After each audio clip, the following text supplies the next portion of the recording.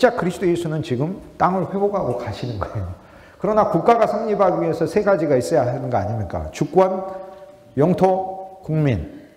그래서 그리스도는 국민을 지금 다 자기 국민을 지금 뽑고 계시고, 땅을 밟으심으로 그리스도는 그리스도의 땅으로 만들고 계시고, 그리스도는 당신이 왕권을 가지고 계시고 왕권을 행사하고 계시는 거죠. 그러니까 육신적으로 이렇게 보면 예수님이 메시아 왕국을 안 가지고 온 것 같죠.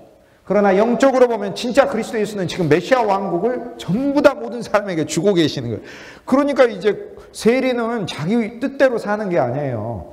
정한 것 외에는 걷지 말라 라고 주님이 말씀하시고, 군병에게 받은 것으로 족한 것으로 여기고 남의 것을 강탈하지 말라라고 이야기하며, 본인에게 가진 하나님이 주신 권한이라고 봐야 되고, 내가 스스로 잘나서 얻은 게 아니고 하나님이 주신 이 권한은 강탈하고 위압적으로 사용하기 위한 것이 아니라는 거. 그 그리스도의 원칙에 의해서 사는 사람, 그러니까 그리스도 병사가 되고 있는 거죠. 그래서 하나님께서는 그리스도를 통하여 그 왕국을 세우신다. 자, 다시 이제 본래 논점으로 돌아가. 소선지서에 내가 이 백성을 심판하리라 라고 하는 것은 그 소선지서 상황에서만의 심판, 쉽게 얘기해서 바벨론 심판이나 호세아서에는 아수르의 심판이나, 호세아가 지금 여로보암 왕 있고 나서 그 다음에 사가랴 왕, 그 다음에 살룸 왕, 그 다음 브가야, 그리고 르말리아의 아들 베가, 그리고 호세아, 르엘의 아들 호세아, 이렇게 지금 나오는데, 이 몇 명 안 있으면은 한 사람은 여로보암 2세의 아들은, 두 아들은 한 사람은 6개월 동안 왕하다가 물러나고, 열왕기하 15장에 나와요.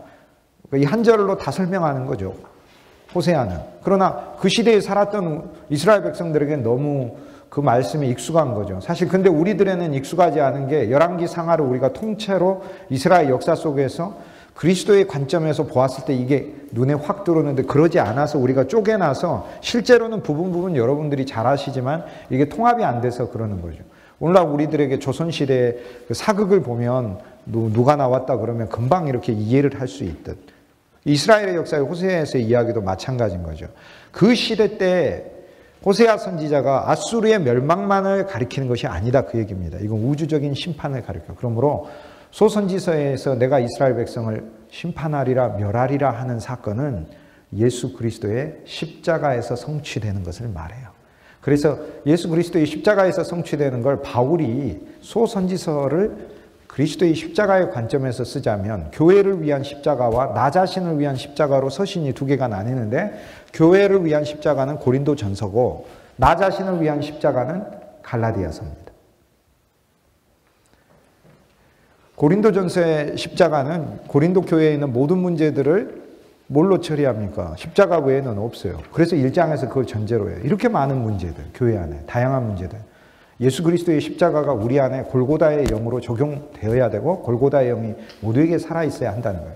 나라는 사람은 그리스도에게 와서 세상에 살았던 존재로, 음녀의 영을 가진 존재로 세상에 왔다는 사실을 깨닫고, 주의 말씀과 주의 영과 주의 빛을 통하여 내가 더 거룩함에 이르는 것이 하나님의 나에게 준 소망이라는 사실을 내가 깨닫고 교회 생활하고, 그뿐 아니라 하나님의 말씀을 통하여 그 십자가가 내 삶에 정말 적용하여 절망이 죽고 좌절이 죽고 불평이 죽고 어둠이 죽고 사망이 죽고 내 안에서 그리스도의 부활 생명이 역사하는 그 신앙으로 우리의 사역과 또 성도들의 비전이 고정되는 것, 그것이 교회의 문제를 해결한다, 그 얘기예요.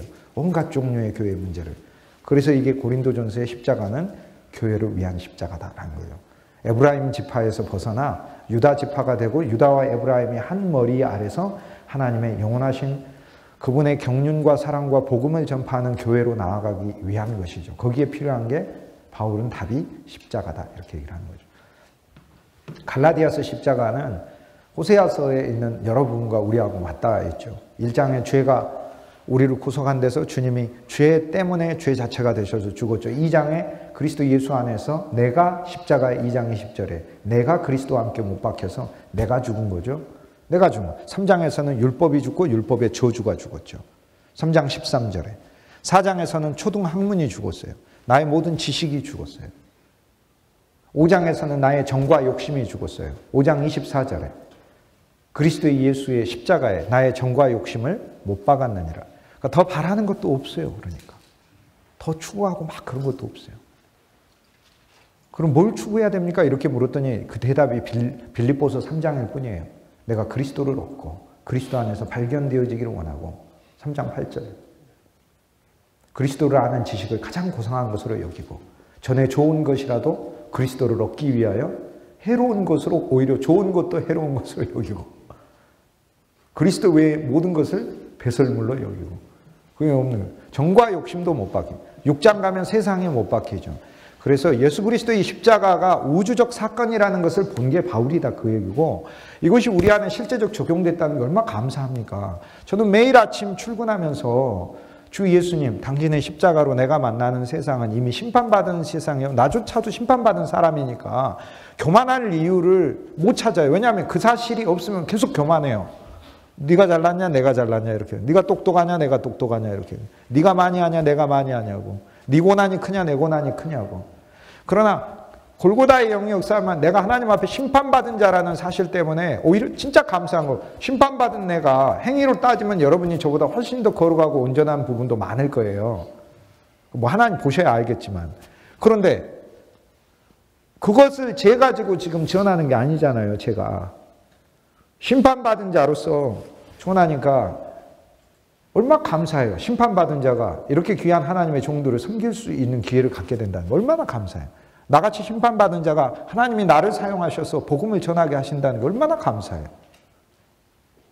그리고 이것을 이제 골고다의 내적인 영이 역사하는 거다. 그렇게 부르는 겁니다. 그래서 소선지서에서 내가 이 백성을 심판하리라 라고 미래형으로 되어 있는 건 그리스도 예수의 십자가 안에서 우리가 이미 그 심판을 받았다는 현재형으로 바꾸어서 전파해 주셔야 된다. 그 얘기예요. 그거는 사실 하나만 한 소리예요. 왜요? 내 아들을 애굽에서 부르리라 라고 호세아 11장에 나오는 그 말씀은 미래형 말씀인가요? 우리한테? 이미 이루어진 말씀 아닙니까? 그리스도와 함께 우리가 애굽에서 불리어내졌잖아요. 그래서 우리가 뭐가 됐어요? 전엔 포로였고 전에는 창녀였으나 이제는 그리스도 예수의 신부요 하나님의 아들 되었잖아요. 그러니까 아들로 불려지어서 애굽에서 건져짐 받은 거잖아요. 그러니까 호세아서의 미래형으로 일어난 일은 그리스도 예수 안에서 현재형으로 나한테 적용된 것이다라는 거예요.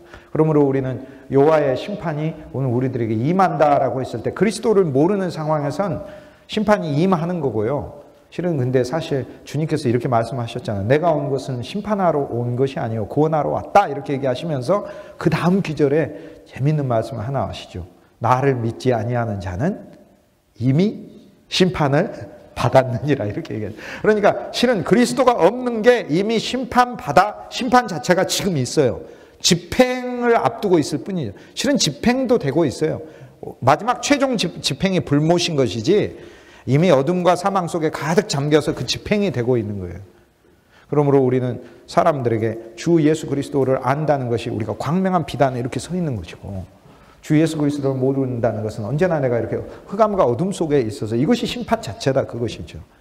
이렇게 광명한 빛으로 이끌어 준 것에 대하여 그것을 감사한다는 거죠. 그러므로 소선지서에서 심판이 나오는 건 주 예수 그리스도의 십자가에서 우리 존재 자체가 심판받은 건데 존재만이 아니라 갈라디아에서의 총체적 심판, 나, 법, 죄, 저주, 흑암, 사망, 초등학문, 정, 욕심, 세상 전부. 그것이 예수 그리스도 안에서 아버지의 아버지 어찌하여 나를 버리셨나이까 의 핵심입니다. 그리스도가 받으신 심판. 자기형을 자꾸 개발하는 건 나쁜 것은 아니지만 결국엔 문둥병 사실 걸리게 되는데 이런 겁니다. 우리 그 성도들도 그렇고요. 우리 목사님들도 그래요. 고난이 의외로 다른 사람보다 조금 더 많은 분량을 가졌던 분들이 있어요. 고난의 양이 사실 사람마다 고난의 양도 사실 비슷합니다. 우리 서로 만나서 고난 이야기하면 다 눈물 골짜기 거쳐오지 않은 사람들 없습니다. 다 있습니다. 다 있어요. 그런데 다 비슷비슷해요. 고난의 분량이. 건강의 고난, 경제적인 고난, 인간관계의 고난, 사역에서의 고난 다 마음 아프고 세상 살고 싶지 않은 것들 많아요. 그러니까 성도들도 이 사람 가진 고난, 저 사람 가진 고난 다 비슷해요. 그런데 고난이요, 교만을 낳아요. 겸손을 낳아야 되는데 고난을 낳아요. 어떻게 해요? 나처럼 고난 많이 받은 사람이 어디 있어? 그게 교만이에요. 그건 교만이에요. 나보다 훨씬 고난을 많이 받은 사람이 있어요. 그리고 자기 고난으로 자기를 해방하려고 해요. 그게 분양하시는 그리스도 없이 자기가 향불 드는 거예요. 어떤 사람이 많이 겸손해져요. 고난을 받아. 그래요. 맞아요. 그런데요. 내가 고난받아 겸손해진 것 이상으로 그리스도의 고난이 진짜 내 안에서 역사하여 십자가의 죽으심이 가상등이 아니고 상징도 아니고 알레고리도 아니고 진짜 그리스도의 죽으심 안에 그 당신의 고난이 실제고 그분의 그 고난이 나를 구원하신 거죠. 그러니까 나는 고난을 통해서 주님을 더 알게 됐습니다. 악한 말이 아니고 정말 좋은 말인데요.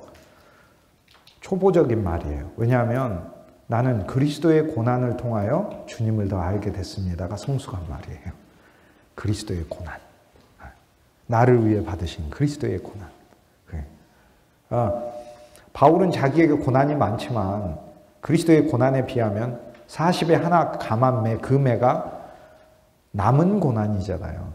나의 모든 고난이 너무 많았지만 강도 위험, 칼의 위험, 인간관계의 위험, 본인 자신의 춥고 배고프고 눈물 나고 힘들고 배신당하는 게 너무 많았지만 하나 그리스도의 고난, 그 그리스도의 고난이 날 구원하셨고 그리스도의 고난 때문에 내가 성장하고 성숙하고 겸손해지는 것이고 주님이 날 심판하셔서 겸손해야지 내가 모진 세상 살다 보니까 깎여서 겸손해요. 그것도 악한 것은 아닌데 그걸 자기 의라고 부릅니다. 그러니까 똑같이 겸손한데 근거가 어디에서 나오는가? 똑같이 남을 돕는데 내가 잘 사니까 그래도 내 것을 나눠야지. 착한 마음이죠. 근데 그리스도의 의는 아니에요. 그리스도의 의는 어떤 겁니까? 주 예수님이 저 사람을 내 형제로 보게 하셨으니 내가 그와 함께 짐을 진다는 마음으로 주는 것이 이것이 바로 그리스도의 의죠. 그렇기 때문에 우리가 소선지서를 볼 때 이제 늘 봐야 되는 부분이 심판이다 그러면 그리스도 없으면 이러한 심판이 우리 삶 속에 실제 다가와요. 아수르한테 끌려가고 바벨론한테 끌려가요. 아수르하고 바벨론이 영적으로 뭐를 이야기하냐면 마틴 루터의 그 유명한 저작이 교회 바벨론 포로 아니에요. 교회가 바벨론한테 잡혀가 버렸다. 그 종교적으로 포악한 세상이고 종교적으로 포악한 잘못된 것이 우리의 세상적인 것까지 영향을 주는 게 바벨론인데 좀 더 쉽게 그냥 제가 생각을 할 때는 교회 바벨론 포로라는 막 한 300페이지나 되는 루터의 막 그 어마어마한 내용들 그런 차원으로 말하지 않고 아니 똑같은 건데요. 그냥 제가 쉽게 그냥 이야기하면 세상이에요. 군림하는 세상. 거기에 끌려간 거예요. 성도가. 아수르는 환란이에요. 하나님이 경제적 어려움 주시고 인간관계 어려움 줬을 때 끌려가 버렸어요. 성도 잃어버린 거예요. 교회 안에서. 아수르에 끌려간 거예요. 그게. 아수르에. 그래서 아수르에 끌려감과 바벨론에 끌려감이 약간의 영적인 의미가 다릅니다. 오늘 우리들에게 적용할 때. 쉽게 얘기해서 주 예수 그리스도 안에서 주님이 우리를 구원하셨다. 우리의 저주는 심판받았다. 우리도 심판받고 저주도 심판받았어요. 다 같이 받았어요. 그러니까 나도 받고 나를 저주하는 저주도 심판받았어요. 그러므로 광명한 빛 안에 있는 그리스도 안에 있는 나에게는 영원한 저주가 없어요. 늘 행복이에요. 우리는 이 복음을 전파하는 거예요. 이 그리스도. 그러니까 소선지서에 나오는 어떻게 보면 심판의 반대 이야기를 그리스도 안에서 체험한다고 전파하는 거다. 그 얘기예요. 그러니까 그리스도 예수 안에서 오늘 우리는 이거를 체험한다. 그 이야기죠. 1장 2절 말씀에서 하나님의 비밀과 경륜을 우리는 볼 수 있어야 됩니다. 1장 1절에서 여호와의 말씀이 내게 임하니라. 얼마나 아름다운 말. 여호와의 말씀이 그리스도죠. 그리스도 예수를 말씀으로 우리 속에 임하게 해야 돼요. 그리스도 예수는 우리 속에 어린 양으로 오셨잖아요. 구속의 제물로. 그런데 그리스도 예수는 우리 안에 왕으로도 오셨죠. 그게 시온의 궁궐이 펼쳐진 거죠. 시온의 보좌가 펼쳐져서 그분이 나를 통치하고 계시죠. 그래서 때로 내 마음이 고집을 부리다가도 왕이신 그리스도께서 뭐라고 말씀하시면 내 마음을 굽혀서 그분을 따라가는 거죠. 이게 시온의 보좌가 세워진 심령이죠. 모리아의 제단이 세워진 심령은 내게 있는 모든 일들을 주께 연락되기를 원하면서 주님께 드리는 거죠. 주를 경배하고 찬송하는 거죠. 내 심령은. 어디를 가나 주와 같이 길 가는 것 즐거운 일 아닌가. 우리 주님 걸어가신 발자취를 밟겠네. 한 걸음 한 걸음 주 예수와 함께. 찬송하는 거죠. 예수는 나의 힘이요 내 생명 되시니. 찬송하는 거죠. 한 걸음 한 걸음. 그게 모리아의 제단이 우리 안에 세워진 것이죠. 그런데 그리스도는 말씀으로도 우리에게 임해서 말씀으로 우리를 덮어주셔야 돼요. 그래서 구약 성서에 여호와의 말씀이 임하니라 소선지서 다 그렇게 돼 있죠. 즉 그리스도가 육신으로 오시기 전에 말씀으로 계시면서 말씀이 육신으로 왔다라고 얘기를 해요. 지금 소선지서에서 페이지 얼마 넘기면 복음서가 나오잖아요. 그러면 지금 이 관점에서는 지금 요한이 뭐라고 얘기합니까? 소선지자들에게 임한, 아모스도 여호와의 말씀이 내게 임했다. 요엘도 여호와의 말씀이 내게 임했다. 다 여호와의 말씀이, 요나에게도 아미떼의 아들 요나에게 여호와의 말씀이 임했다. 이렇게. 그러니까 여호와는 전능하신 하나님의 본질 자체이신데, 여호와라고 말을 했을 때, 하나님이 아닌 여호와라고 했을 땐 인간을 위한 대상이시며 인간에게 모든 것을 주기를 원하시는 분이시며 만물의 근원과 본질, 왜냐? 나는 이다이니까. 나는 이다이니까. 그러니까 만물의 존재라는 명사형 존재가 아니라 모든 것을 생동하게 하시고 가능하게 하시고 존재하게 하시고, 아무튼 모든 것의 궁극적 기본이 되시고 모든 것의 표현까지 되시는 것을 말해요. 그게 하나님이라는 거예요. 쉽게 얘기해서 저라는 존재가 이렇게 숨쉬고 있다는 것조차도 여호와 되심 때문에 내가 숨쉬고 이렇게 서 있는 거고, 내 땅이 나를 바칠 수 있다는 것 자체도 여호와 되심 때문에 그 땅이 땅의 기능을 하는 거예요. 그게 여호와의 의미예요. 그렇기 때문에 여호와의 말씀이라고 했을 땐 여호와에게서 우리에게 다가오고 우리에게 표현되어지기를 원하는 하나님의 속성인데, 그 여호와의 말씀이라는 게 육신을 입었더니 그게 그리스도다라고 요한이 이야기를 하는 거죠. 그러면 소선지서의 여호와의 말씀이 호세아에게 임했다는 이야기는 그리스도가 말씀으로서 임했다는 이야기죠. 그럼 우리는 더 놀라운 복음을 가지고 있네요. 왜요? 그 말씀이 육신을 입고 이 땅에 오셨었고, 이제는 성령 안에서 성령, 하나님의 영을 모두에게 보내며 이 영은 만물을 창조하게 하는 근원, 하나님의 영으로 물질을 창조하셨으니까, 쉽게 얘기해서 우리에게 성령이 오게 되었을 때 아버지가 오시며 그리스도가 삼위일체로서 오시게 되며 여호와의 말씀이 내게 임한 것이죠. 그러므로 오늘날 우리 모든 하나님의 사역자들은 말씀 자체가 우리에게 임한 것이다. 2절에서 하나님의 신성한 목적은 구원만 하시는 게 아니라 우리와 혼인하시는 게 목적이라는 걸 보여주고, 그 다음 우리 본래의 본질은 세상과 음행한 더러운 자들인데, 그런데 그런 우리를 긍휼히 여겨서 결혼하시기 위하여 오시는 예수 그리스도의 사랑을 알 수 있어요. 주님은 우리를 정말 사랑하셔서 우리와 혼인하신 거죠. 1장 3절에 그래서 그리스도 안에서 이미 일어난 사건으로 전부 다 설교해 주셔야 됩니다. 1장, 그게 초대교회, 그게 설교 안 하면, 안 해도 뭐 상관없죠. 뭐 안 해도 지옥 가니, 지옥 가고 어떻게 가겠어요. 예수의 피가 구원하시는 거지. 뭐 그렇게 설교 안 했다고 구원 못 받고 그러겠습니까? 그거 상관없지만, 말씀은 그리스도를 증거하는 것인데, 이 성경이 나에 대해 증거한다고 예수님이 얘기하죠. 그러니까 어떤 기절이든지 그 기절을 통해 그리스도를 증거해 주시고, 그 그리스도가 어디 있냐면 성도의 심령에 지금 거하고 있고, 그 말씀을 성도의 심령 속에서 이루고 있다고 증거해 주셔야 하는 것이죠. 1장 3절에 보면 디블라임은 무화과 열매더미, 나무 열매더미인데 썩은 열매더미, 열매더미인데 열매를 누구도 그렇게 예를 들어서 갓 따는 것은 우리가 잠깐 놔두지만 누가 열매를 막 더미로 이렇게 해놔요. 조금 지나 보세요. 썩어버립니다. 열매를 골고루 저장하기 위해서 더미로 놓지 않습니다. 그래서 디블라임의 딸 고멜이다. 이게 우리의 본질이었어요. 실은 썩은 열매더미와 같은 그곳에 북이스라엘이 있다라고 하는 하나님의 이야기며, 오늘 우리들이 주 예수를 알기 전, 주 예수 내가 알기 전 그분이 날 먼저 사랑했는데, 이 벌레 같은 존재를, 이 쓸데없는 자 디블라임이었던, 그게 우리 어미였어요. 디블라임이. 그게 옛 이스라엘 종교였고요. 그래서 이제 여기에서 고멜을 통해서 실은 하나님은 정말 말 한마디 가지고 여러 개를 얘기하시잖아요. 그래서 고멜, 디블라임의 딸 고멜이야 이 얘기를 하시면서 유대인한테는 뭐라고 이야기하냐면, 너희의 거짓 종교, 그게 디블라임이야. 너희의 회당, 그리스도를 거부하고 하나님의 율법을 문자로 받아들이고 율법 속에서 그리스도를 소망하지 않는 것, 그게 바로 디블라임이야 라고 얘기하고, 우리 이방인들에게는 뭐라고 얘기해요? 하나님의 율법이 없고 하나님을 알지도 못하는 우리의 인생 자체, 너희도 디블라임이야. 이렇게 양쪽으로 이야기를 하고 있다고요. 이 말씀은. 양쪽은. 우리도 너희도 디블라임. 그 디블라임 중에서 고멜, 더 타락한 딸을. 근데 이 고멜이라는 단어가, 히브리어 단어가 이제 발음이, 고대어라는 거는 이제 모음형 단어잖아요. 우리가 자음을 나중에 붙인 거고, 그 모음형 단어에 있어서는 뜻이 중첩되는 뜻을 가진 게 꽤 많이 있습니다. 모음형 단어. 예를 들면 뭐 심지어 요나의 이름조차도 하나는 은혜의 의미고 하나는 비둘기의 의미고 그래요. 그래서 비둘기가 임했다라는 말이 은혜가 임했다는 말하고 사실 동일하게 이해를 해도 큰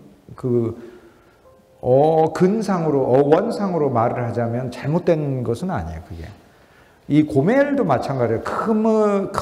크므르의 그 단어들은 기본적으로는 타락, 썩음이 있는데 또 다른 의미에 있어서 그 모음을 바꾸게 되면은 이 코멜이라는 단어는 완전을 뜻하기도 해요. 그러니까 극과 극의 뜻을 동시에 가진 어떤 단어? 그게 고멜이에요. 참 묘한 단어죠. 극과 극의 뜻을. 한 면에서 전적으로 타락한 존재인데 한 면에서 완전한 존재예요. 그 우리 아닙니까? 루터가 우리를 뭐라고 했어요? 죄인이며 의인이죠. 그러니까 근데 약간 썩은 죄인이 아니고 바울이 죄인 중에 괴수라면 우리는 바울보다는 더한 죄인이 될 수밖에 없는 거겠죠. 그러니까 정말 한 면에 타락한 존재이며 또 한 면에서 하나님이 온전케 하신 자예요. 온전케 하신 자. 그럼 뭐가 내 본질이냐? 그리스도 예수 안에 온전케 됨이 내 본질이에요. 시간 안에서는 타락의 요소가 작용하고 있어요. 그러나 이 시간의 타락의 요소를 영원에 완전케 하시는 것이 이기고 있어요. 그래서 우리를 그리스도께 더 견인하고 있다 그겁니다. 1장 3절에서 하나님의 사랑이 얼마나 지극한지 알 수 있어요. 이것은요, 하나님이 이스라엘아, 내가 너희를 말이야 이런 식으로 보고 있다라고 하는 하나님의 비꼬음으로만 호세아를 읽는다면, 호세아가 처음부터 끝까지 내가 내 백성을 그렇게 얻고 싶고, 내가 내 백성을 그렇게 사랑하고, 내가 내 백성을 그렇게 좋아하고, 내 백성의 긍휼을 가지고 있다는 하나님의 마음을 왜곡하는 겁니다. 지금 하나님께서는 호세아서를 통하여 이스라엘아, 마치 호세아가 창녀하고 결혼하고 아기 낳은 것처럼 너희들이 현재 그런 시기야 라고 하나님이 이스라엘을 비꼬고 조롱하기 위해서 호세아를 들어서 이렇게 하신 게 아니고, 이스라엘의 현재 상태가 진짜 그렇다는 거고, 그런데 그런 이스라엘과 하나님은 결혼하기를 원하신다는 거예요. 그런 이스라엘과. 그러니까 얼마나 하나님의 사랑이에요. 호세아는 하나님의 대리니까. 호세아가 고멜과도 결혼을 했는데 주 예수님이 왜 우리하고 결혼을 못 하겠어요? 호세아의 긍휼이 더 커요? 주 예수님의 긍휼이 더 커요? 호세아는 그리스도의 그림자일 뿐이지만 참 호세아는 긍휼 자체이신데 우리 신랑이 되시겠죠. 여기서 하나님의 사랑을 우리는 읽을 수 있어요. 그래서 타락한 존재가 임신하여 아들을 낳고 딸을 낳고 아들을 낳는다. 성경에서 아들은 자기의 새로운 존재라고 했잖아요. 그러니까 그리스도 예수 안에서 아들은 자신의 또 하나의 자기의 인생이고 자기의 영적인 결과들이에요. 그러면 고멜을 통해 처음 낳은 아들은 이스르엘이라는 아들을 낳지 않습니까? 이스르엘이라는 아들을 낳는데 첫 번째 아들은 이스르엘을 낳죠. 그러니까 이스르엘이라는 것은 이것도 하나의 그 말씀 하나로서 하나님은 정말 여러 개를 얘기를 하셔요. 정말 여러 개. 창세기 1장을 가지고 예창조도 창조한 거 말하고 새창조도 창조한 거 말하듯이 쉽게 얘기해서 출애굽 사건을 통해 이스라엘 구원한 거 말씀하시며 출애굽처럼 우리를 구원하셨다는 사실을 말하고 있는, 우리는 진짜 어린 양이 우리 위에 피 흘렸어요. 우주적 유월절이 일어났었어요. 예수 그리스도 십자가에서 그랬잖아요. 그러니까 하나님은 여기에서 이스르엘이라는 단어가 뭘 이야기하면 북이스라엘을 대표하는 단어잖아요. 그러니까 이스르엘 그러면 이스라엘 백성들 머릿속에 원래는 처음에 뭘 먼저 딱 떠올리냐면 우리가 예를 들어서 김제평양 머릿속에 뭐가 떠올려요? 쌀밥. 그런데 일제사를 공부를 많이 하신 분들은 김제평야 그러면 군산항에 떠오르고 쌀 거기서 전부 다 실어 날리는 게 그게 막 머릿속에 떠올려요. 또는 어렸을 때부터 농사 짓는 거 너무나 고생 많이 하신 분들은 김제평야 그러면 나 어렸을 때부터 너무 우리 아버지 쌀 농사하면서 싫었던 거. 그러나 저는 아버지가 농부는 아니셨고 그냥 읍에서 일하시는 그런 기자셨어요. 그런데 집이 시골에 만년에 시골에서 계시면서 제가 이렇게 이렇게 보면 이건 낭만이에요, 저한테. 근데 농부가 저한테 저 넓은 들녘 너무도 아름답고 평안한 마음을 줍니다. 그럼 농부는 사실 화나요. 그러니까 어떤 단어가 이걸 사회학적인 의미다 그런 뜻입니다. 우리가 평야 그러면 쌀 내는 곳, 이것은 사전적 의미고 사회학적 의미는 다른 의미예요. 군대 안 간 사람한테는 군대 그러면 야 군대밥 맛있냐? 뭐 이런 거고 군대에서 정말 두들겨 맞고 이런 사람들 군대 얘기하지 마. 나 쳐다보고 이렇게 되는 거예요. 무슨 뜻이냐면 이스라엘 그럴 때는 좋을 때는 이스라엘에 두 개의 평원이 있잖아요. 이스라엘과 이렇게. 그래서 이스라엘 지도를 이렇게 보면 여기 블레셋 가자 지구가 있잖아요. 이렇게 가자 지구. 가자 지구에 있는 블레셋 지역이죠. 이렇게. 자, 갈릴리 호수 하프 모양으로 키노사르. 사해 바다가 이렇게 있죠. 이거 아라바 바다라고 그러고.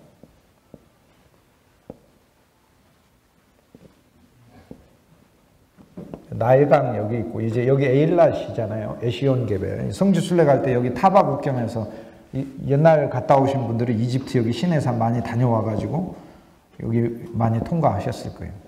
자, 여기가 이 에돔 지역 아닙니까? 모압이고 암몬이고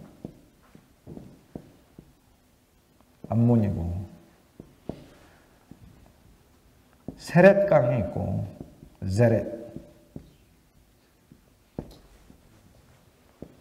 야복이 있고 강으로 하자면 평원이 두 개가 있는데 여기 나사렛 아래쪽에서 여기 갈멜산이 있고 이 갈멜산 지류에서부터 여기 높아진 산이 여기가 사마리아 산지거든요. 여기가 유대 산지고 이렇게 하다가 여기에 광야가 확 나와요. 이게 바란 광야고 여기가 유대 광야예요. 유대 광야 위가 유대 산지예요. 유대 산지, 유대 광야, 바란 광야, 그 다음 이쪽으로 오면서 신광야, 이쪽에 가데스 바네아 이렇게 돼요. 광야가. 가데스 바네아, 신광야, 바란 광야, 유대 광야, 유대 산지, 사마리아 산지 위에 평야가 이렇게 하나 있어요. 이스라엘은 큰 평야가 두 개가 있어요. 이게 샤론이고 이게 이스라엘이에요. 그래서 이스라엘은 평화시대 때는 야 우리 만경평야처럼 그 평야 없는 곳에 이스라엘에 참 좋은 곳이었어요. 갈멜산 자락에서부터 오므리가 세운 상하공전 가문이 계속 누리고 있을 때 그 넓은 이스라엘 땅을 다 자기 거면서도 나봇 그 포도원 하나 빼앗지 못해가지고 결국에는 죽이고 하나님 앞에 이 전체를 차지하는 폐역의 죄를 짓는데 이제 그것도 메시아닉 비밀이 보이죠. 그건 잠시 후에 얘기를 하고. 그래서 이스라엘 불렀을 땐 평화 때는 축복이지만 이스라엘은 한마디로 북이스라엘을 대표하는 곡창지대이고 좋은 지역이기 때문에 북이스라엘을 가리키는 말이에요. 그런데 이곳에서 지금 호세아 시대 때 이스라엘이라는 말은 저곳에서 이스라엘 백성에게 진짜 엄청난 일이 하나 일어났어요. 나봇을 죽인 거예요. 근데 그것은 한 개인을 죽인 것이 아니에요. 북이스라엘 전체의 욕심이 왕으로 대표되는 사람을 통하여 죄악이 나타난 사건이에요. 그렇거든요. 왜냐하면 나봇은 하나님을 신실히 섬기는 자였는데 그는 북이스라엘에 몇 안 되는 하나님의 남겨둔 씨앗이었거든요. 그러니까 결국에 이스라엘은 북이스라엘을 가리키며 호세아에게 있어서는 북이스라엘의 죄악을 가리켜요. 결국 우리를 그리스도 예수가 아내로 취하여 주님이 우리를 통해서 낳은 첫 번째 우리 속에 깨닫게 하는 신앙은 이스라엘. 그분이 씨로 오셔서 우리가 죄악의 자녀들이라는 것을 깨닫게 하시는 것이다. 그 얘기예요. 이것이 첫 번째 아들 낳음이다. 이스라엘을 낳아서 그 뒤에 이름들을 다 심판에 의미하죠. 이스라엘. 결국 주 예수 그리스도께서 우리에게 하나님의 씨로 오셔서 우리가 하나님 앞에 얼마나 죄인인가를 깨닫게 하신다라는 거죠. 첫 번째, 주 예수님을 통하여 낳는 신앙이 세 자녀를 통하여 이야기합니다. 이스라엘. 그래서 하나님의 죄악을 깨닫게 이스라엘. 그러면 이스라엘이 우리의 또 다른 이름인데 우리의 죄는 뭡니까? 북이스라엘 왕국에게 호세아가 말하는 죄는 상당히 수준 높은 죄입니다. 어떤 죄냐면 나봇을 죽인 죄예요. 한마디로 그러니까 아합 가문의 죄고, 아합 가문의 죄를 예후 왕조를 통해서 예후 가문을 통해서 하나님 심판하시고, 예후 가문도 그 죄를 그대로 상속받아요. 그래서 아합의 죄 플러스 예후의 죄 플러스 예후 가문을 무찌른 그 이후에 메나헴의 죄들 플러스 전부 다 죄들 다 플러스 해가지고 총체가 바로 이스라엘이에요. 그 죄를 해결하시기 위해서 인간의 이스라엘에 하나님의 말 그대로 이스라엘, 하나님의 자라, 하나님의 씨가 오는 거예요. 그래서 그리스도 예수가 오셔서 주님은 우리가 나봇 그리스도 예수를 죽인 죄를 고발하셔요. 모든 큰 죄는 뭐냐면 모든 사람의 심령 속에 그리스도가 없는 것이 가장 큰 죄예요. 우리는 그리스도 예수가 있게 하는 것이 복음이고 하나님의 뜻인 거죠. 전도란 각 사람의 심령에 주 예수를 영접시키는 거잖아요. 그러니까 죄라는 것은 무엇이냐면 당신이 지금 그리스도가 속에 없는 것 자체가 죄라는 거예요. 당신 속에 그리스도가 없는 것 자체가 죄입니다. 라는 거예요. 그 다음에 로하마. 하나님의 긍휼을 저버린 게 죄예요. 긍휼 없음인데 이거는 하나님이 이스라엘 백성한테 내가 긍휼을 보이지 않겠어라는 하나님의 심판을 가리키며 동시에 로라고 이야기를 하는 것은 노라고 대답하는 거예요. 히브리어 노니까. 히브리어 노는 로예요. 로는 노. 그러니까 하나님의 긍휼에 대하여 노라고 대답하는 거예요. 하나님의 긍휼을 거부한 죄. 로 안미. 백성이 아니다 얘기하는. 나는 하나님의 백성이 아니라고 한 죄. 그러니까 거꾸로 하나님의 선고며 이스라엘이 답한 거예요. 답한 게 아니라 원래 이스라엘이 먼저 말한 거예요. 긍휼의 하나님 필요 없어. 우리는 바알이 좋아. 우리는 아스타롯이 좋아. 우리는 다른 신들이 좋아. 우리는 벳아웬에 세워진 송아지 우상이 여로보암이 세운 거 그게 더 좋아. 우상도 가지 깎아서 세워가지고 우린 그게 좋아. 라고 하나님의 긍휼은 필요. 내가 긍휼? 무슨 소리야? 내가 불쌍한 존재야? 내가 불쌍한 존재야. 내가 불쌍한 존재야. 이걸 뭐라고 부릅니까? 교만이라고 하잖아요. 우리가 뭐라고 긍휼이 무한하신 하나님 이렇게 기도할 때 그 말은 하나님이 나를 긍휼히 여겨줘야 된다는 뜻이고 그 뜻은 하나님 나는 정말 가련한 존재입니다 라는 말이잖아요. 당신의 긍휼이 없으면 내가 살 수가 없습니다. 그게 낮아진 자의 겸손한 기도잖아요. 근데 이스라엘은 긍휼이 왜 필요한데? 그러니까 로아마는 하나님을 향한 이스라엘 백성의 대답입니다. 신앙 태도입니다. 긍휼 필요 없어. 자, 이 태도를 그대로 보여주죠. 예수 그리스도께서 오셨어요. 주님이 오셔서 너희들은 다 강도 만난 자라 선한 사마리아 사람 내 자신이 필요하다. 그리스도가 필요하다고 다 이야기하고 다녔는데 바리새인이 필요 없어 이렇게. 예수님은 생명의 물이라 바리새인의 집에 초대받았을 때 바리새인의 존재도 씻고 심령도 씻고 발도 씻고 그의 마음도 씻고 죄악도 씻고 그의 존재 자체를 다 씻어야 돼요. 영원하신 그분의 물로 씻어야 되는데 바리새인은 불러가지고 대화 좀 나누고 내가 예수님 대접하는 겁니다. 잘 아셔야죠. 이렇게 앞으로 나한테 잘하세요 이런 거예요. 또는 예수님이 유명하니까 내가 이런 예수님 알고 있습니다 이런 거예요. 그리고 예수님한테 뭐라고 해요? 그 식사할 때 사람이 그 손은 씻어야지 그 용 태도가 좀 그러십니다. 이렇게 얘기하는 거예요.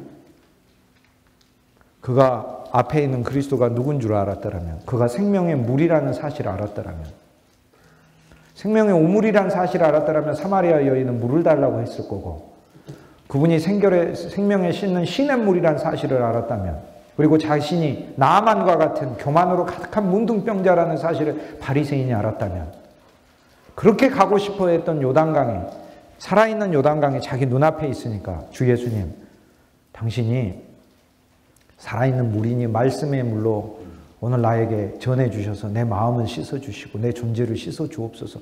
이게 그리스도와 식탁을 위해서 그리스도와 식탁이 갖는 것이지.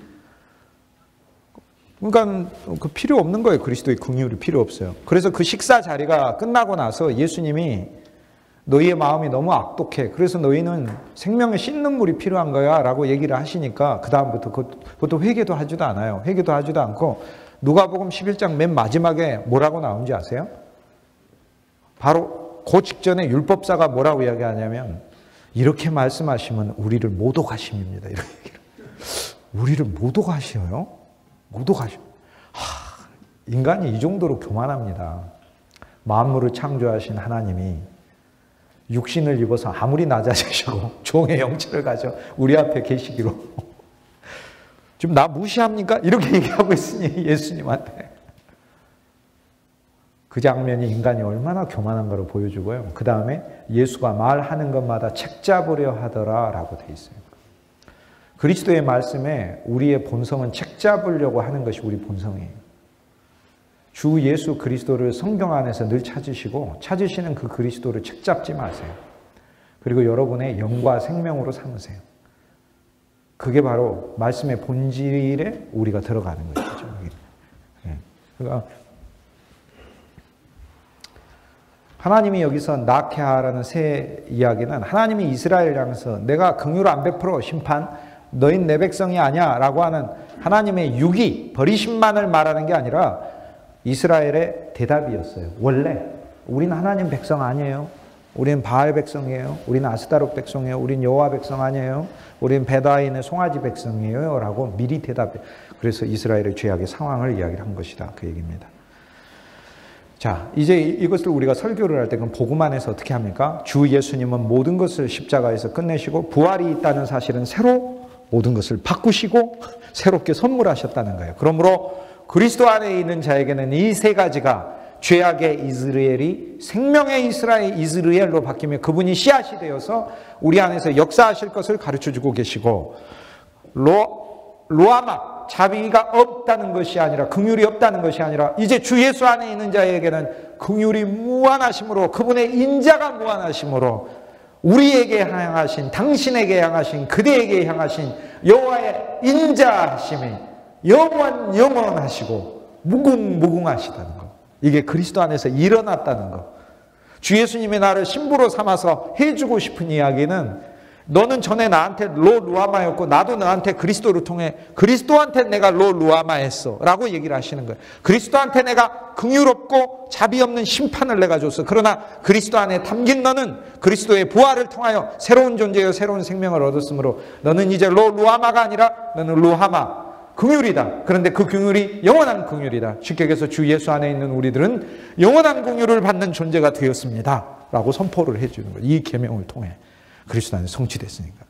전에 그리스도 예수 바깥에 있는 우리는 하나님의 백성이 아니었고 우리도 하나님의 백성이 되기를 원치 아니하였어. 그러니까 주님이 너희가 내 백성 되기를 원치 아니하였도다라는 이스라엘의 대답이라는 거예요. 이게 이스라엘의 대답. 그러니까 백성 되기를 원치 않냐? 그래 진짜 백성 아닌 걸로 하자 라고 그리스도의 십자가를 통해 심판하시고 우리의 모든 존재가 끝나고 죽었다는 것이죠. 이스라엘이라는 것은 한 시죠. 한 시에 의해서 남조와 북조는 결국 통일될 거예요. 여기 왕들이 많이 나와도 이 왕들은 모두 대신하는 왕들이고 참 왕을 우두머리로 삼아 우리를 모으게 될 것을 이야기해요. 자, 성경에 씨라는 단어가 나올 때 아들이란 단어하고 다릅니다. 예를 들어 마태복음 1장 1절에는 아브라함의 아들이에요. 후이오스 아브라함, 후이오스 다비드예요. 아들이에요. 그런데 아들인데 로마서 1장 1절부터 로마서 1장 3절에 보면 나 바울은 그리스도 예수의 노예요, 종이요, 사도로 부르심을 받아 복음을 위하여 택정함을 받았다. 그러니까 내 존재는 야 주의 복음을 위한 거구나 라고 얘기하고 그 복음을 위한 나는 노예요라는 건 난 다른 초이스가 없다. 그 얘기가 난 시키는 대로 한다 하고 사도는 뭐예요? 나는 내 자신 안에 그리스도 예수가 있고 나는 그리스도를 대표하며 그리스도가 나와 함께 간다는 의미예요. 엄청난 겁니다. 그런데 이 복음은 뭐에 관한 것입니까? 그 아들에 관한 것인데 그 아들은 혈통으로는 다윗의 아들로 오셨다가 아니고 스페르마티 다비드, 다윗의 스페르마, 씨, 영어의 스perm, 남자의 정자를 영어로 sperm이라고 합니다. 그게 헬라어에서 나오는 건데 스페르마티예요. 그래서 로마서 1장 3절에 그 부분이 혈통으로는 by the blood, 피로서는 스페르마티 다비드, 다윗의 씨로 오셨다고 해서 마태복음 1장 1절의 아들과는 달라요. 그리고 갈라디아서 3장 16절 새벽에 이야기했던 두 번이나 그리고 어제도 이야기했던 그 아브라함에게 하나님이 약속하신 것은 많은 씨들을 약속한 게 아니라 한 씨를 약속하셨는데 스페르마티 아브라함의 씨. 여기에서 이스라엘의 씨는 야곱의 씨입니다. 쉽게 얘기해서 주 예수님은 우리에게 야곱으로 오셔서 이스라엘이 되실 분이시고요. 우리 안에서 자라나시는 분이 되실 거고요. 그분이 씨라는 의미는 그분이 스스로 발아하시고 그분이 자라나시고 그분이 커지시고 그분이 나무가 되시고 그분이 열매가 되시고 그분이 꽃이 되실 것이라는 것을 이야기해요. 그래서 아들이시라는 얘기는 그 존재로 오셨다는 것을 이야기하고 그 씨라는 얘기는 그 일을 수행하신다는 걸 얘기해요. 그러니까 다윗의 아들로 오셨다는 얘기는 그분이 다윗 왕조에 약속한 바로 그 왕으로 오셨다는 것을 이야기하고 참 다윗으로 오셨다는 이야기는 세 가지를 제가 한번 써볼게요.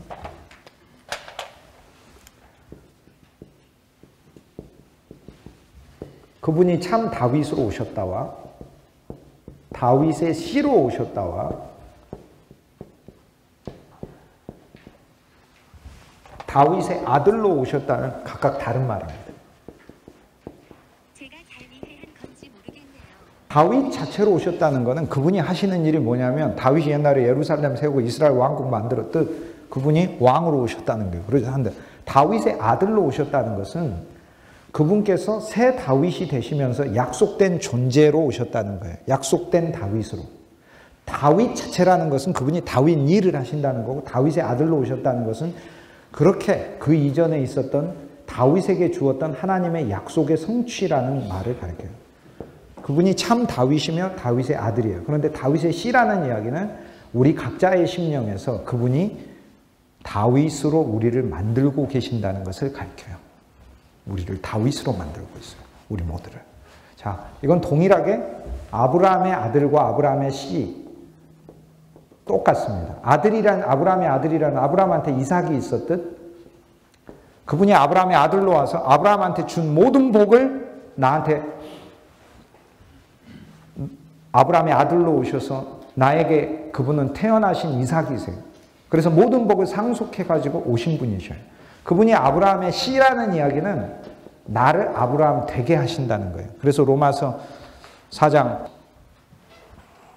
보면은 이것은 아브라함을 위한 것이 아니요. 아브라함만을 위한 것이 아니라 아브라함의 믿음을 쫓는 우리들을 위함이니 라고 얘기해요. 아브라함이 우리의 믿음의 조상이 됨이라. 그래서 그분이 씨라는 사실은 그분이 일하시고 그분이 움직이시고 그분이 역사하실 것을 가리키는 말씀입니다. 자, 우리가 독생자라고 이야기를 하는데요. 이 헬라어 원단으로 제가 말씀드릴게요. 모노게네스. 아이고 정말 잘하시네. 다행입니다. 그래도 이렇게 미리 아시는 분들이 계셔서 제가 이야기하는 게 맞다는 걸 이미 확인을 현장에서 하고 계십니다. 모노게네스에는 자라는 말이 없어요. 독생이지. 그분은 독생이시라고 해요. 하나님의 아들은 후이오스 데오예요. 하나님의 아들 후이오스는 다른 거예요. 이거는 하나님이란 존재로부터 이분이 모든 것을 가지고 아들의 관계로서 오셨다는 거예요. 왜? 우리를 아들 만들기 위해. 그래서 예수 그리스도는 두 개가 각각 달라요. 한 면에서 하나님의 아들이고 한 면에서 독생이라는 이야기는 하나님의 아들인데, 예를 들어 여러분 아들이 있잖아요. 아들이 있는데 다니는데 아들이 아버지 거 다 안 갖고 다녀요. 아버지 차를 잠깐 빌려 탈 수는 있는데 명의는 아버지 걸로 돼 있을 뿐이고 아버지 통장도 안 갖고 다니고 아버지가 카드 하나는 줄 수 있는데 아버지 카드 다 안 갖고 다녀요. 독생, 모노게네스라는 말에 여기 게네스는 모든 것을 다 소유하고 갖고 계시는데 모노라는 거는 유일하게 우주에서 혼자 소유하고 가지고 계신 분이라는 뜻이. 그러니까 그리스도가 모노게네스라는 말이 뜻이 뭡니까? 아버지의 모든 것을 이 땅에 오실 때 부분을 갖고 오신 게 아니고 골로새서 1장에 아버지는 모든 충만으로 예수 안에 거하시고 그래서 그리스도 예수가 독생하신 하나님이다 이렇게 얘기를 하지 독생자 아들 자자를 우리가 붙여버려서 근데 요게 성경 자체로 하면 여기 자자가 여기 들어갈 게 아니고 하나님의 아들이라는 신자 또는 사람의 아들이라는 인자에 들어갈 부분이에요. 그래서 요 두 개의 의미가 다릅니다. 그런데 이 두 개가 우리 구원의 중요한 근거가 됩니다. 우리가 주 예수를 소유했는데 독생 모노게네스니까 주 예수 안에 성령이 100% 있을 수밖에 없어요. 주 예수 그리스도가 들어올 때 성령이 100% 들어올 수밖에 없어요. 성령이 들어오면서 주 예수 그리스도가 100% 분리해서 들어올 수가 없어요. 우주적인 차원에 계시는 그분의 존재들은 결코 분리되지를 않아요. 주 예수가 있는 사람 속에 아버지가 없고 성령도 없고 있을 수가 없어요. 있을 수가 없어요. 그렇기 때문에 독생이에요. 주 예수께서 오실 때 모노게네스, 하나님으로부터 유출되는 전체를 우주적으로 혼자 가지신 분이에요. 그런데 그리스도의 십자가 전에는 독생이 혼자였어요. 혼자. 그런데 십자가를 통하여 우리 옛 것은 다 끝내시고 부활을 통하여 독생하신 하나님이 본인이 혼자 모노게네스에서 혼자 다 유출되어 가지고 있는 모든 것을 우리하고 함께 공동상속자로 만드셨다. 이게 로마서 8장. 우리를 공동상속자로 만드셨다는 거예요. 우리가 하나님의 자녀일 뿐만 아니라 그와 함께 상속자니, 그러니까 하나님 안에 있는 모든 거룩, 하나님 안에 있는 지혜, 하나님 안에 있는 의, 하나님 안에 있는 온전, 하나님 안에 있는 사랑, 하나님 안에 있는 긍휼을 0.00001%도 빠짐없이 독생 혼자서 다 가지고 오신 분이시고, 그분이 하나님의 아들이기 때문에 우리를 하나님의 아들 되게 하셔서 이것을 함께 공유하게 하신다, 그 얘기예요. 그래서 다른 겁니다. 그래서 독생자라고 저도 뭐 흔히 이야기를 하고 그러지만, 그때 이 자자는 그냥 우리가 붙인 것이지 성경 자체는 모노게네스 후이오스가 절대 아니에요. 그냥 모노게네스예요. 그분은 독생 자체인 거예요. 그래서 요한복음에 독생하신 아들이 나타났느니라가 아니고, 독생하신 누가 나타났다고 돼 있죠? 그렇죠. 독생하신 하나님이 나타나셨느니라 이렇게 돼 있습니다. 자, 이런 거는 똑같아요. 자, 그리스도가 여기가 있고 여기 인간이 있습니다. 여기 하나님이 있죠. 그러니까 하나님이 여기 있다면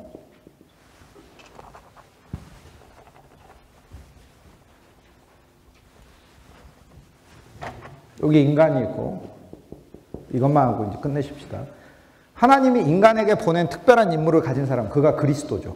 그러니까 천사가 될 수도 있어요. 그런데 천사가 아니고 독생하신 분이 그리스도로 왔다는 거예요. 그러니까 이 그리스도는 독생한 분이 왔으니까 그리스도는 하나님의 100%를 가지고 있어요. 근데 이 독생하신 분은 어떤 존재, 모든 걸 다 가질 수 있는데, 예를 들어서 천사한테 다 줄 수도 있잖아요. 그러니까 천사가 그리스도로도 올 수 있어요. 그리스도로도 올 수 있는데, 천사가 그리스도로 올 때 특별한 임무를 가지고 왔다는 거고, 그리스도는 기름 부음 받은 자니까. 그런데 천사가 하나님의 모든 것을 가지고 온 게 아니면 독생한 그리스도가 천사가 될 수가 없어요. 그런데 만약 천사에게 하나님이 내가 너한테 모든 걸 다 줄게라고 하나님 그렇게 할 수 있어요, 천사한테. 그러면 천사가 모노게네스 그리스도가 되는 거겠죠. 그런데 예수께서 모노게네스 그리스도가 되셨다, 그 말이에요. 그러니까 모노게네스, 하나님의 모든 걸 가지시고 하나님의 특별한 임무, 우리를 사랑하고 우리를 구원하고, 백성 아니에요, 긍휼 필요 없어요, 이런 자들한테까지 와가지고 설득하고, 우리를 설득하고, 우리 온 인생을 거쳐서 난 널 사랑한다 설득해서 결국에는 우리를 하나님께 끌고 가는 특별한 목적을 가지고 그리스도가 오셨는데, 그 오실 때 그리스도는 동시에 또 하나님의 아들로도 오셨어요. 그러니까 하나님의 아들이기 때문에 하나님께서도 다 주시는, 독생이라는 것은 다 받은 것을 의미를 하고, 아들이라는 것은 생명의 관계를 이야기를 해요. 소유만 이야기하는 게, 여러분에게 아들이 물론 아버지가 다 소유하죠. 그런데 소유의 관계로 아들을 얘기하는 게 아니에요. 자녀가 있다면, 제가 예를 들어서 얘가 내 딸입니다 그렇게 이야기하면 여러분 머릿속에 쟤는 김동주 교수 거 다 유산 받는 애겠구나, 이런 소유의 관계로 생각 안 하잖아요. 그냥 좀 김동주 교수가 낳은 거구나, 그건 쉽게 얘기해서 한 생명이구나, 이렇게. 그래서 하나님의 아들이라는 건 하나님의 생명을 가진 존재라는 뜻이에요. 이게 아들과 독생의 차이의 의미예요. 그가 그리스도로 왔다는 건 그분에게만 특별한 임무가 있다는 거예요. 그러니까 그가 아니고서는 하나님께 갈 수가 없어요.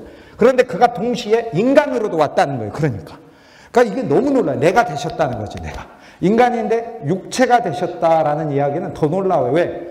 육체 안에 썩은 것들, 부족한 것들, 소멸성, 제한성이 있는데, 영원성이 시간성 안으로 들어오시고, 불멸성이 소멸성 안으로 오셨다는 거예요.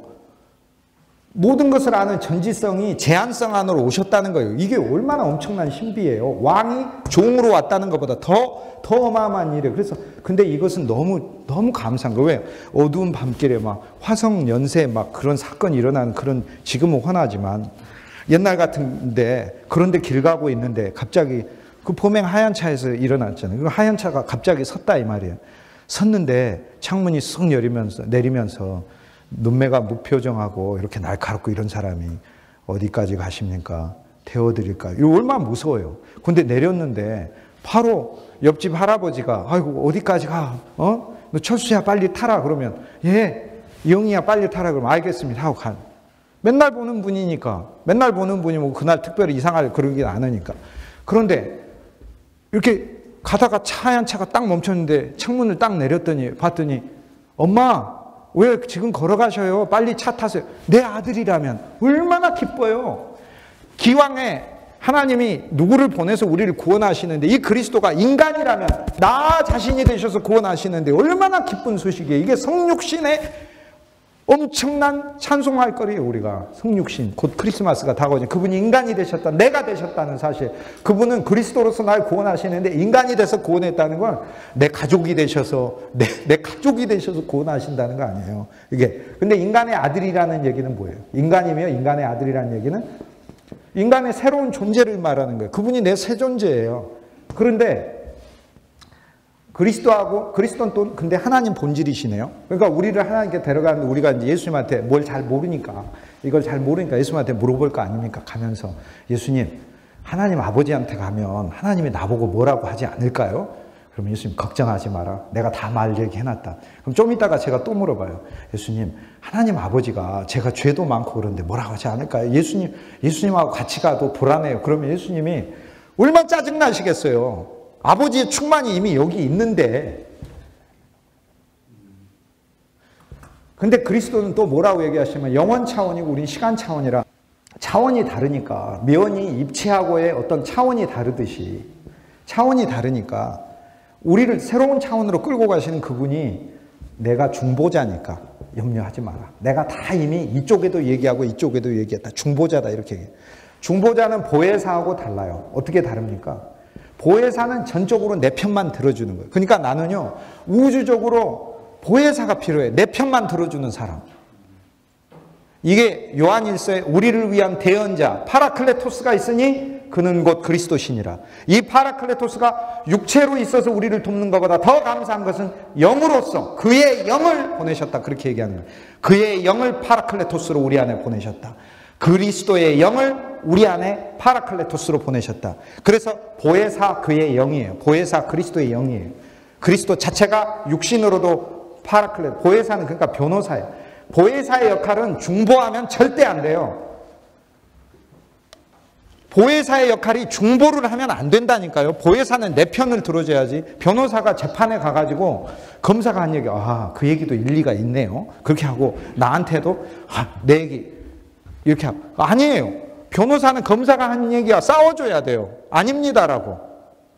변호사가 중간에서 그것도 듣고 보니까 맞는 말 같네. 이렇게 이건 변호사가 하는 게 아니라 부동산 중개인은 중보자는 절대 중립을 지켜야 돼요. 집을 살려고 하는 사람과 팔려고 하는 사람의 진짜 중간에 있어줘야 돼요. 그게 정직한 부동산 중개인이에요. 그래서 팔려고 하는 사람이 너무 과도하게 손해 안 봐야 하고 살려고 하는 사람이 또 너무 비싸게 안 사게 해야 해요. 그러니까 우주적인 하나님과 인간의 중보자가 필요해요. 우주적인 하나님과 인간의 관계에서 인간은 절대 갑이 아니라 을이잖아요. 을이잖아요. 을인데 교만으로 하자면 갑이에요. 하나님을 어디까지 끌어내리냐면 인간까지 끌어내리고 죽기까지 만드는 거예요. 우리를 사랑하시기 위해서 하나님이 그렇게 을이 되셨어요. 을. 근데 본성으로 따지면 우주적으로 차이가 안 되잖아. 하나님은 우리하고 게임이 안 되잖아. 잠깐 있다 사라지는 안개 정도도 안 되는 게 우리인데. 그런데 우리를 구원하시기 위하여 하나님이 메시아 그리스도를 보내신 거고 특별한 사명으로 그가 예수이시라는 것은 사람이라는 것을 뜻하는 거고 그래서 가브리엘이 그리스도 할 수도 있는 거죠. 그러나 그가 예수로 태어났다는 건 얼마나 감사해요. 예수 안에서 우리는 그분의 인성을 보고 예수 안에서 아버지의 충만을 보면 우리는 하나님을 보죠. 그러니까 우리한테는 하나님이 필요해요. 왜? 우리는 이렇게 소멸성인데 영원히 살고 싶거든. 사랑하는 가족들과 친구들과도 영원성이 필요해요. 근데 꼭 그것만이 아니라 광명한 비단에 늘 들어가고 싶거든요. 늘 영원히 거하고 싶거든요. 그래서 우린 본질상 이 소멸성의 존재가 영원을 사모하는 것을 심어놔서 우리는 그렇게 하고 싶어요. 그런데 이 그리스도가 왔는데 하나님하고 차이가 있다면 우리는 여전히 그리스도를 못 믿게 돼 있어요. 저기 우리를 하나님한테 데려다 준다고 하는데 하나님한테 진짜로 데려가면 하나님 우리 받아주셔. 그럼 그리스도가 염려하지 말라니까. 내가 하나님한테 잘 얘기해놨다고 그 말하고 내가 하나님이야 하고 어떻게 이거 질적으로 차이가 있는 거예요. 누군가 우리를 직장을 면접하는 사람을 이렇게 왔는데 현장에서 보고 인터뷰에서 뽑았어요. 그래서 최종적으로 결정할 테니까 그 회의에 나와라. 최종적인 결정에. 너는 이미 된 걸로 하고 생각하고 나와라. 그러면 사장님이 저 허락해 주실까요? 내가 면접관으로 왔지만 내가 그 회사 사장이다. 이렇게 얘기하는 거예요. 똑같아. 그가 그리스도로 왔지만 그가 하나님이신 거예요. 그래서 우리는 근데 보혜사가 필요해요. 전적으로 내 편 들어줄 편이. 예수님은 전적으로 내 편 들어줘. 그런데 그분은 또 중간에서 완전히 자기 위치를 다 하시는 거예요. 근데 이 예수님이 이 모든 역할을 혼자서 다 하신다 그 말이에요. 이게 놀라운 일이다라는 거예요. 자.